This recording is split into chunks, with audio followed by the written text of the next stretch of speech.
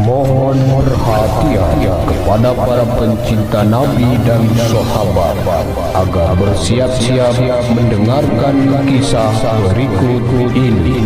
Selamat mendengarkan.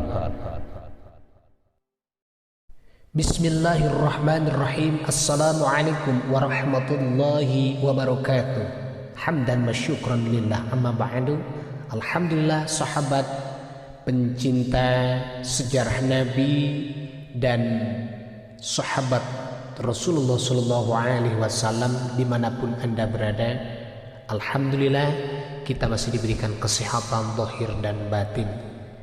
Pada episode kali ini saya akan mengisahkan sebuah kisah sahabat baginda Rasulullah Sallallahu Alaihi Wasallam, yaitu kisah Ka'ab bin Malik radhiyallahu an bertaubat tidak ikut serta ke medan Tabuk. Dalam perang Tabuk, selain mereka yang uzur sehingga tidak dapat mengikuti perang ini, juga ada sekitar 80 orang munafik dari kaum Ansor yang tidak menyertai pertempuran ini. Dan ada sebagian kecil dari orang-orang Badui. Orang-orang munafik tersebut bukan saja tidak ikut serta dalam perang tadi, tetapi kepada yang lain pun mereka berkata, La tanfiru fil har, janganlah kalian keluar di musim panas. Surat At-Taubah 81. Allah Subhanahu wa ta'ala menjawab perkataan mereka dengan firman-Nya, Qul naru jahannam asyaddu harra, api neraka jahannam lebih panas lagi. Di samping kaum munafikin tadi, ada 3 orang sahabat yang benar-benar muslim, tetapi tanpa uzur yang kuat mereka tidak menyertai perang bersama Rasulullah Sallallahu Alaihi Wasallam. Mereka itu ialah Ka'ab bin Malik radhiyallahu an, Hilal bin Umayyah radhiyallahu an, dan Murrah bin Rabbi radhiyallahu an. Ketiga orang tersebut sedikit pun bukan karena alasan munafik, walaupun tidak mengikuti perang Tabuk, juga bukan karena sebab tertentu berhubungan dengan ketidakikutsertaan mereka dalam pertempuran tersebut. Ka'ab radhiyallahu an menuturkan sendiri kisahnya yang akan diceritakan dalam lembaran berikut ini. Adapun Murrah bin Rabbi' radhiyallahu an, ketika itu kaum memiliki sedang panen besar. Ketika itu kebun miliknya sedang panen besar. Dirinya berpikir, jika saya ikut serta dalam perang ini, maka semuanya akan menjadi sia-sia. Sedangkan sebelumnya saya senantiasa ikut serta dalam peperangan bersama Nabi Sallallahu Alaihi Wasallam. Jika untuk kali ini saja saya tidak menyertainya, maka tidaklah masalah. Atas pertimbangan itu, ia tidak menyertainya. Di kemudian hari, ketika ia diperingatkan oleh Nabi Sallallahu Alaihi Wasallam bahwa kebun kurmanya lah yang menyebabkan ia tidak ikut ke Tabuk, maka akhirnya segera ia sedekahkan seluruh kebunnya itu. Dan yang menyebabkan Hilal bin Umayyah radhiyallahu an tidak menyertai peperangan itu karena ahli keluarga dan kaum kerabatnya bertepatan pada waktu itu sedang berkumpul. Ia pun berpikiran sama dengan Murrah bin Rabbi, bahwa ia telah menyertai banyak peperangan sebelumnya, maka jika pada saat ini ia tidak menyertainya, tentu tidaklah mengapa. Akhirnya ia pun tidak menyertai peperangan tersebut. Akan tetapi setelah ia diperingatkan di kemudian hari, maka ia berniat akan memutuskan hubungan dengan kaum kerabat serta ahli keluarganya, karena disebabkan merekalah ia tidak dapat menyertai peperangan tersebut. Sedangkan kisah tentang Ka'ab bin Malik radhiyallahu anhu telah banyak ditulis dalam kitab-kitab hadis. Ia telah menerangkan kisahnya sendiri dengan terperinci.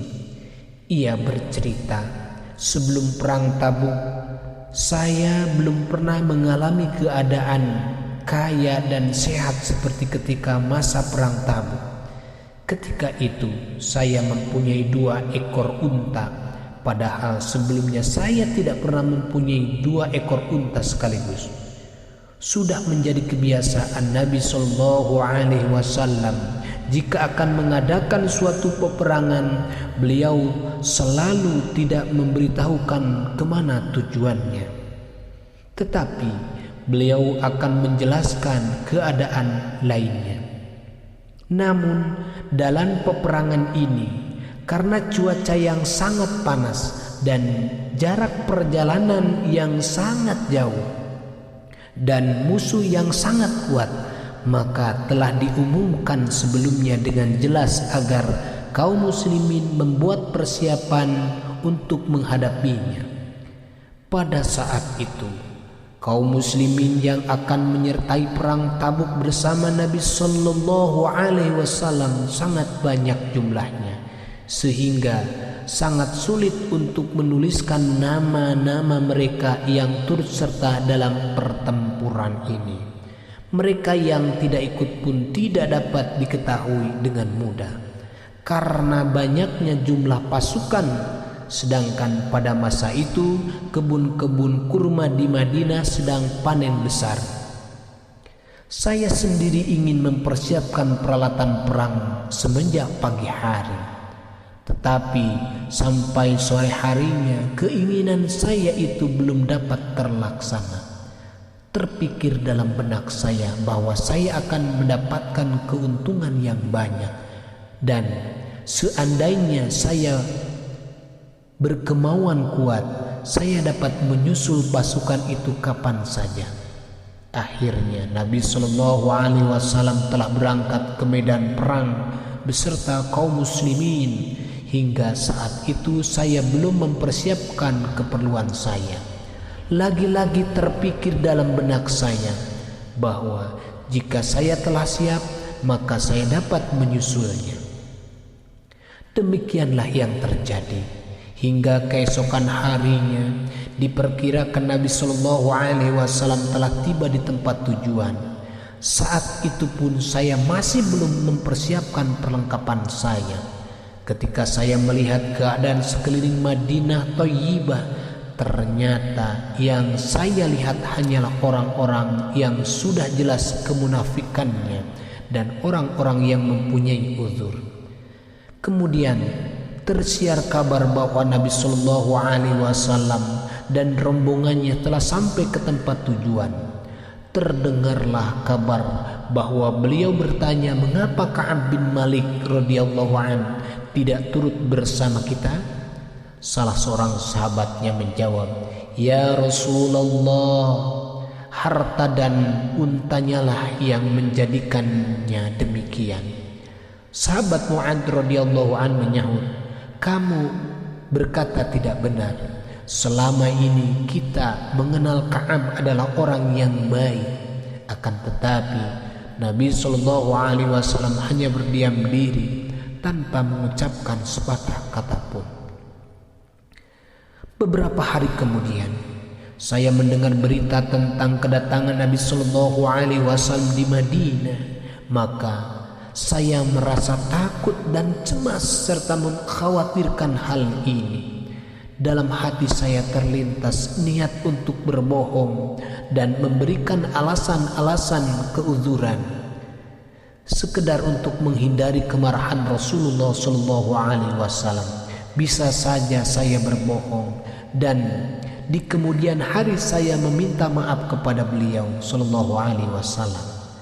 Berkenaan dengan masalah ini, saya telah bermusyawarah dengan seluruh ahli keluargaku, tetapi setelah mendengar kabar bahwa Rasulullah Shallallahu Alaihi Wasallam telah benar-benar tiba di Madinah, maka saya telah berbuat keputusan dalam hati bahwa dalam semua hal jika disertai dengan dusta tidak akan menyelamatkan, maka saya bertekad kuat akan berkata jujur di hadapan baginda Rasulullah Shallallahu Alaihi Wasallam.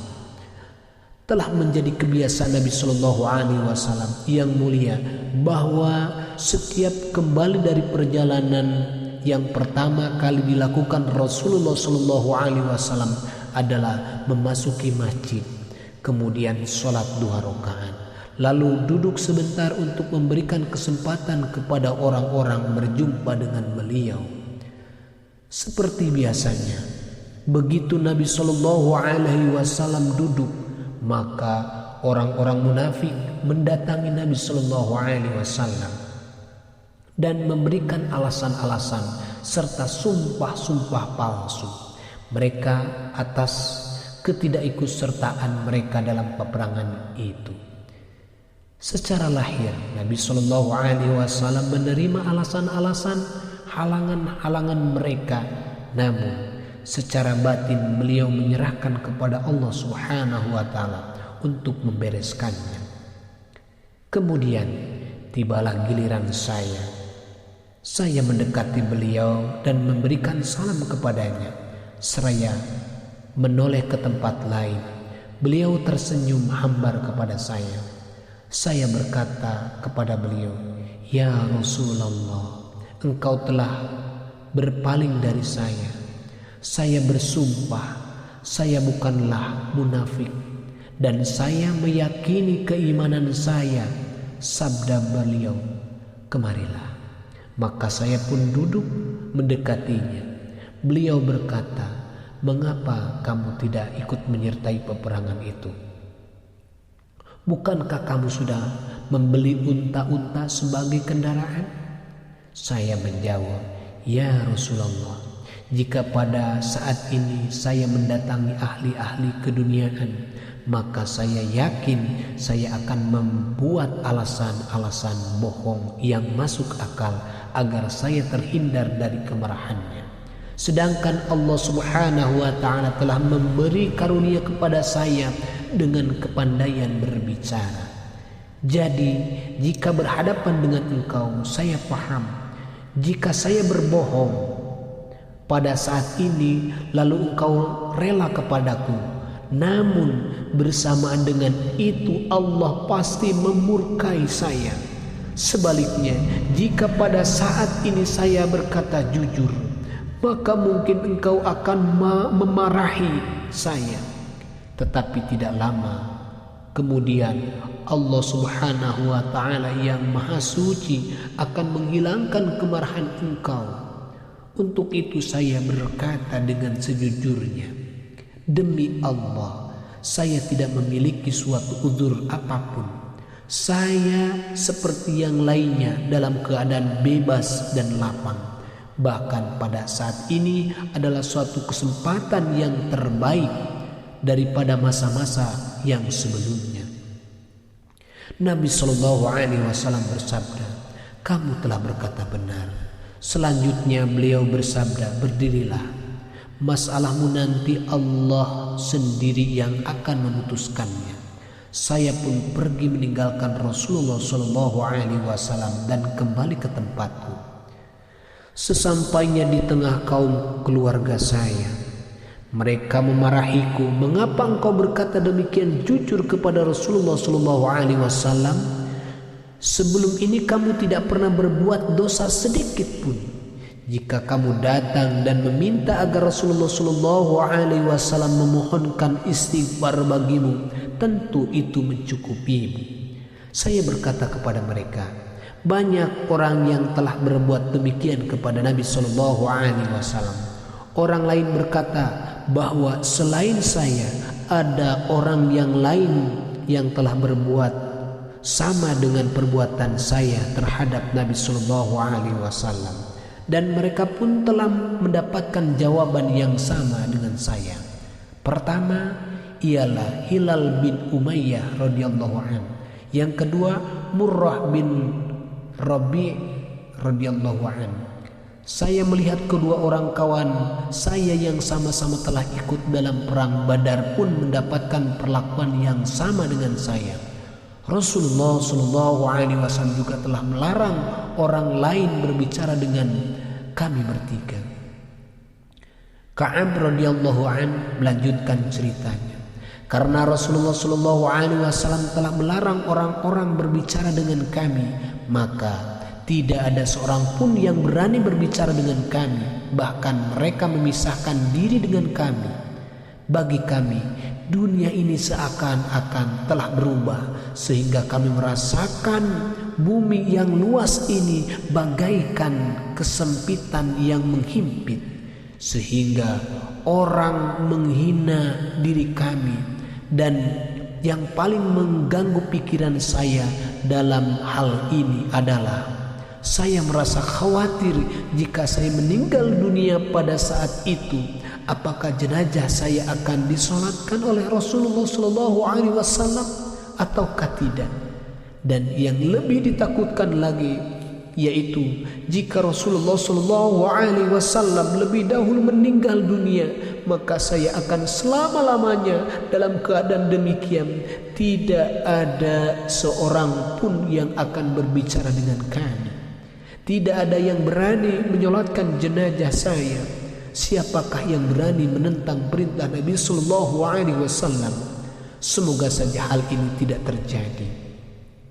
Selama 50 hari kami dalam keadaan seperti ini.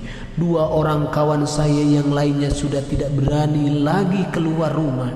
Mereka hanya berdiam diri saja di dalam rumah mereka masing-masing. Sedangkan saya masih kuat di antara yang lainnya. Masih keluar rumah dan berjalan ke pasar. Dan masih ikut sholat berjamaah di masjid. Tetapi tetap tidak ada seorang pun yang berani berbicara dengan saya. Saya masih sering hadir di majelis Rasulullah SAW. Dan saya sangat mengharapkan ada jawaban dari mulut beliau yang mulia untuk kami. Suatu saat, setelah selesai sholat berjamaah, saya berdiri sholat sunnah berdekatan dengan Rasulullah SAW. Saya ingin melihat apakah Rasulullah SAW melihat saya ataukah tidak. Ternyata ketika saya sibuk dengan sholat saya, Rasulullah SAW memandang kepada saya. Tetapi ketika saya memandang ke arahnya, beliau memalingkan mukanya dari saya. Inilah yang terjadi dengan saya. Kaum muslimin lainnya tidak mau berbicara sama sekali dengan saya. Ini adalah suatu penderitaan batin yang sangat berat bagi saya. Pada suatu ketika, saya memanjat tembok kebun sepupu saya, yaitu Abu Qatadah radhiyallahu anhu. Ia sangat akrab dengan saya. Saya memanjat dindingnya dan memberi salam kepadanya, tetapi ia tidak membalas salam saya. Saya bersumpah di hadapannya. Saya bertanya, apakah engkau mengetahui atau tidak bahwa saya ini masih mencintai Allah dan Rasulnya? Ia tidak menjawab pertanyaan saya tadi. Saya kembali bersumpah dan bertanya kepadanya, tetapi ia tidak mau menjawab pertanyaan saya. Saya ulangi lagi untuk yang ketiga kalinya dan ia hanya menjawab, hanya Allah dan Rasulnya lah yang mengetahui. Mendengar kalimat itu keluar dari lisannya, saya langsung menangis. Lalu saya tinggalkan tempat itu. Suatu ketika saya sedang berjalan di pasar Madinah. Kemudian saya melihat ada seorang bangsa Kitbi Mesir, yaitu seorang Nasrani yang sedang datang dari Syam ke Madinah Munawwarah untuk keperluan bisnisnya. Ia berkata kepada orang-orang, saya mendengar ada seorang yang bernama Ka'ab bin Malik radhiyallahu anhu. Tolong tunjukkan kepadaku alamatnya. Orang-orang pun menunjukkan tangannya ke arah saya. Lalu ia mendatangi saya dan memberikan sepucuk surat dari raja kafir yang memerintah di Ghassan. Tertulis di dalamnya, kami memahami bahwa saat ini Anda sedang mendapatkan perlakuan zalim dari pimpinan Anda. Allah tidak akan membiarkan Anda dalam keadaan hina dan menyia-nyiakan Anda. Maka datanglah kepadaku, aku akan memberi Anda pertolongan. Sudah menjadi kebiasaan di dunia ini bahwa jika seseorang bawahan menerima suatu peringatan dari pimpinannya, maka ia akan bertambah baik atau malah melahirkan diri dari pimpinannya. Ka'ab bin Malik radhiyallahu an berkata, setelah saya membaca surat ini, saya langsung mengucapkan inna lillahi wa inna ilaihi raji'un, hingga sampai demikian keadaan saya pada saat itu, sehingga membuat orang-orang kafir pun menginginkan saya dan berusaha mengeluarkan saya dari Islam. Ini adalah suatu musibah yang besar bagi saya. Saya membawa surat tadi dan mencampakkannya ke dalam api. Kemudian saya mengunjungi Rasulullah SAW dan berkata, ya Rasulullah, karena keputusanmu orang-orang kafir pun menghendaki diri saya untuk memasuki agama mereka. Seperti itulah keadaan saya kurang lebih 40 hari lamanya. Sehingga pada suatu saat datanglah seorang utusan dari Rasulullah SAW bahwa kami pun harus terpisah dari istri-istri kami. Saya menanyakan ke depannya, apakah yang dimaksud adalah saya harus mentalaknya? Mereka menjawab, bukan, tetapi sekedar terpisah untuk sementara. Kepada kedua orang teman saya pun telah datang utusan untuk menyampaikan hal yang sama. Saya berkata kepada istri saya, pulanglah ke rumah orang tuamu dan tinggallah di sana selama Allah belum memutuskan masalah ini. Sedangkan istri Hilal bin Umayyah radhiyallahu an telah datang kepada Rasulullah SAW dan menyampaikannya bahwa Hilal radhiyallahu an sudah sangat tua. Jika tidak ada yang mengurus keperluannya, maka hal itu dapat mencelakakan dirinya. Maka saya meminta izin darimu jika engkau mengizinkan dan berbaik hati terhadap saya. Saya ingin berkhidmat kepadanya. Rasulullah SAW berkata, kamu boleh menjaganya asalkan jangan sampai berhubungan badan dengannya. Istrinya menjawab, ya Rasulullah, ia sudah tidak mempunyai keinginan lagi semenjak hal ini menimpa dirinya. Ia telah menghabiskan masanya dengan menangis. Ka'ab melanjutkan ceritanya. Ada orang yang mengusulkan kepada saya agar saya pun melakukan hal yang sama dengan Hilal, yaitu meminta kepada Nabi SAW agar istri saya berkhidmat kepada saya dan mungkin saya akan mendapatkan izin untuk tinggal bersama istri. Saya menjawab, Hilal memang sudah tua, sedangkan saya masih muda. Saya tidak tahu jawaban apa yang akan saya terima dari Rasulullah SAW. Untuk itu saya tidak akan meminta izin atas perkara ini. Keadaan tersebut berjalan lama selama 10 hari, sehingga waktu tanpa bicara, tanpa pergaulan istri telah berjalan selama 50 hari lamanya. Pada hari ke-50 saya sedang duduk di atas rumah yang setelah sholat subuh dengan penuh kerisauan. Walaupun berdiam di atas tanah milik saya sendiri, tetapi saya merasa kehidupan ini sangat sempit sekali. Tiba-tiba dari arah bukit terdengar suara keras, "Hai Ka'ab, ada berita baik untukmu." Demikian gembiranya saya sehingga saya langsung sujud syukur dan menangis penuh kegembiraan. Saya paham bahwa kesempitan ini telah berakhir. Setelah sholat subuh tadi, Rasulullah SAW telah mengumumkan ampunan bagimu. Orang yang menyampaikan berita dari atas gunung itu yang pertama kali sampai kepada kami. Kemudian datang lagi seorang yang menunggang kuda, bahwa berita gembira yang sama. Saya langsung melepaskan pakaian yang sedang saya pakai dan memberikan kepada si pembawa berita tadi karena begitu gembiranya. Sungguh pada saat itu saya tidak memiliki lagi pakaian kecuali sepasang pakaian yang saya pakai. Lalu saya meminjam sepasang pakaian untuk menghadap kepada Rasulullah SAW. Kabar gembira ini pun telah disampaikan kepada kedua teman saya. Ketika saya sampai di masjid, orang-orang yang berkhidmat kepada Rasulullah SAW pun telah berkumpul di sana. Mereka memberikan selamat kepada saya atas kabar gembira ini.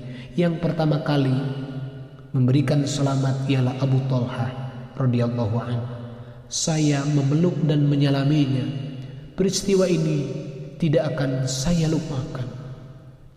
Saya mendatangi tempat duduk Rasulullah SAW dan memberikan salam kepada beliau. Maka nampaklah wajah beliau penuh dengan nur. Beliau memperlihatkan wajahnya yang bercahaya karena nur kegembiraan itu kepada saya. Saya begitu terpaku ketika melihat wajah baginda Nabi Sallallahu Alaihi Wasallam yang bercahaya bagaikan bulan purnama.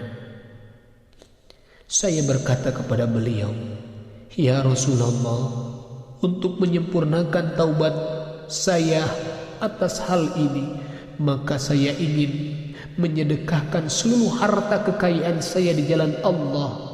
Beliau bersabda, "Kelak kamu akan menghadapi kesulitan, sebaiknya tinggalkanlah sebagian harta itu untuk persiapan." Maka saya sedekahkan seluruh kekayaan saya kecuali harta rampasan yang saya peroleh dari perang Khabar. Saya rasa bahwa kejujuran telah menghasilkan kegembiraan bagi saya. Oleh karena itu saya berjanji akan senantiasa berkata jujur. Sahabat dari Yasi Channel yang dirahmati Allah, sahabat pencinta Nabi dan sahabat, pelajaran di atas kita ambil hikmah. Inilah suatu keteladanan dari ketaatan para sahabat terhadap agama dan ketakwaan mereka kepada Allah Subhanahu wa Ta'ala. Meskipun sebelumnya mereka telah mengikuti berbagai peperangan bersama Nabi Sallallahu Alaihi Wasallam, tetapi karena sekali saja mereka tidak mengikuti peperangan, mereka merasakan penderitaan selama 50 hari lamanya. Walaupun demikian, kerasnya hukuman tersebut, mereka tetap menjalani hukuman dengan penuh rasa taat dan keridhaan atas aturan yang telah diberikan. Dan harta kekayaan mereka yang telah menjadikan mereka lalai telah mereka infakkan di jalan Allah. Walaupun kejadian itu telah membuat orang-orang kafir menginginkan mereka dan membujuk mereka agar meninggalkan Islam, tetapi mereka tetap berpendirian teguh atas iman mereka. Bahkan keimanan mereka semakin menambah. Diamnya Allah dan Rasul atas perbuatan mereka telah menyadarkan mereka akan lemahnya iman mereka. Bahkan orang-orang kafir pun berhasrat agar mereka menjadi murtad. Bagaimana dengan keadaan kita umat Islam hari ini? Walaupun firman Allah dan sabda Rasulullah SAW tertera jelas di depan kita, namun perintah Allah yang paling besar saja, yaitu salat, yang tidak ada lagi perkataan yang lebih besar daripadanya selain iman. Berapa banyak perintahnya yang telah disempurnakan, dan bagaimanakah kita melaksanakannya? Kemudian juga kita pertanyakan bagaimana hal dengan ibadah, zakat, haji, dan sebagainya yang membutuhkan pengeluaran uang. Sahabat yang dimuliakan Allah, semoga senantiasa Allah menjaga ketetapan iman Islam kepada diri kita semuanya, diberikan terang hati, diselamatkan dunia dan akhirat, dan apapun ketentuan keputusan Allah, semoga semua-muanya menjadi barokah. Mudah-mudahan kisah ini menambah kecintaan kita kepada Nabi, kepada sahabat, dan bertambah iman di dalam dada kita hingga akhir hayat kita. Barakallahu li wa lakum. Assalamualaikum warahmatullahi wabarakatuh.